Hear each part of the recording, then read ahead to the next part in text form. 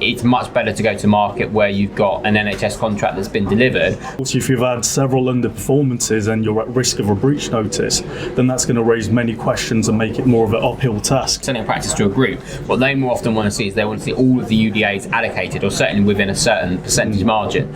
Big cities, lower, more rural, higher.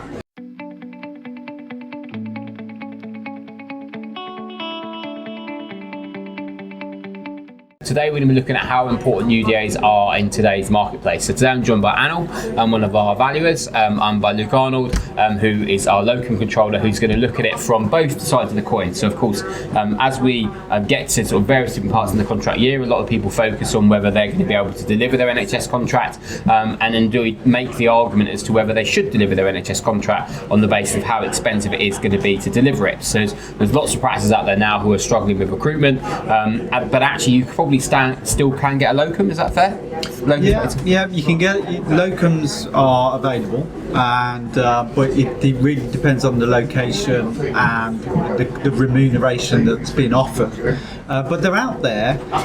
They are quite demanding on what they want, and sometimes it takes a little bit of massaging when it comes to the offer. But once you get one in, the chances are you could probably get them over to being paid per UDA and per fee per item instead. What I mean by that is, I also have those conversations with the locum that they're demanding a fixed day rate before they walk into a dental practice, because they don't know what they're walking into.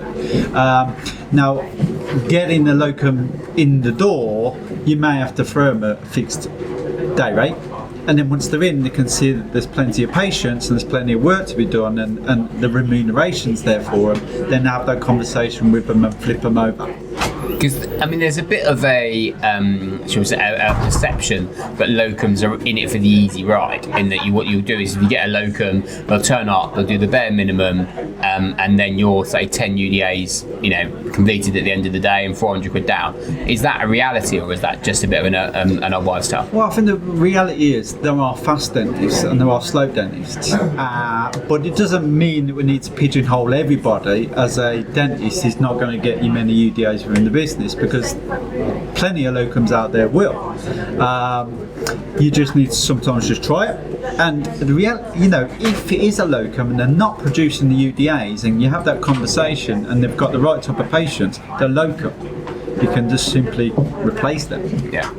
So I think the point is there's a bit of a cost-benefit analysis going on here, in the sense of the fact that, if you're in a position where you can perform your NHS contract and it's cost-beneficial to do so, then it's much better to go to market where you've got an NHS contract that's been delivered. But I guess what you don't want to do is, if you've got a UDA rate of, say, £28 or £30 a UDA, and it's costing you, on average cost per UDA delivered, £18 to £19, then it's not going to be worthwhile. So obviously this is why we've kind of brought Anil into the conversation here, is the fact that if you're looking at a valuation and they haven't delivered their NHS contract, is that the end of the world?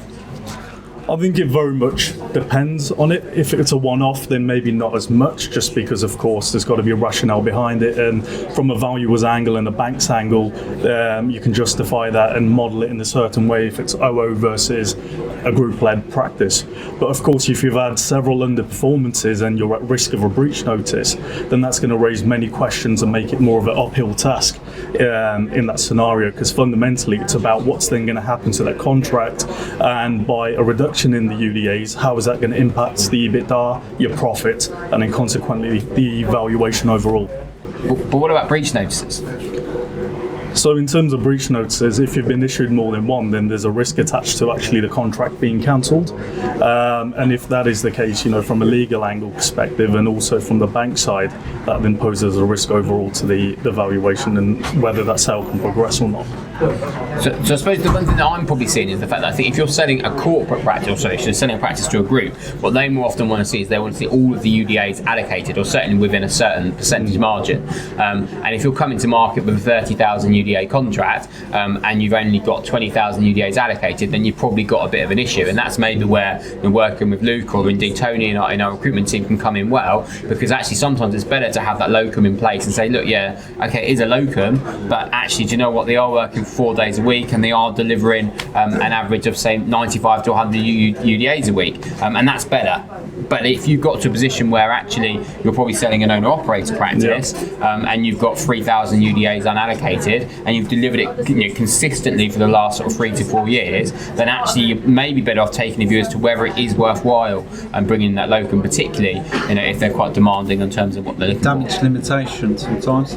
Yeah, so I think there's two answers. There's no right answer, but it's always worth a conversation about what is the best action plan. And I suppose just to finish off on, what is a typical locum day rate looking like now? In and around London, you're looking at £450 to get somebody interested in turning up to do a locum shift. Now, going further out, further afield and more rural, the day rate has to increase. So around kind of Manchester, you're seeing the 500s, Liverpool, Preston, we're going 500s a day, 600, 650 in like the lakes and in Scotland. So I think the more rural, the chances are the talent pool is smaller, so we need to pay more to talent that's actually going to go there and do the locum. And just record, big cities, lower, more rural, higher.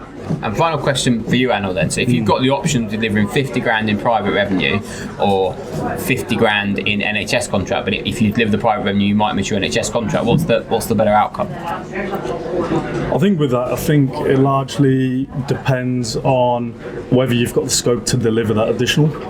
When it comes to the private income itself, if you can afford to take a hit on the UDAs and the NHS side of stuff and you've got enough margin there, then of course it'd work out better on the private side, just purely based on the demand that's there for the private. So it's about being able to gain or maintain on the bottom line.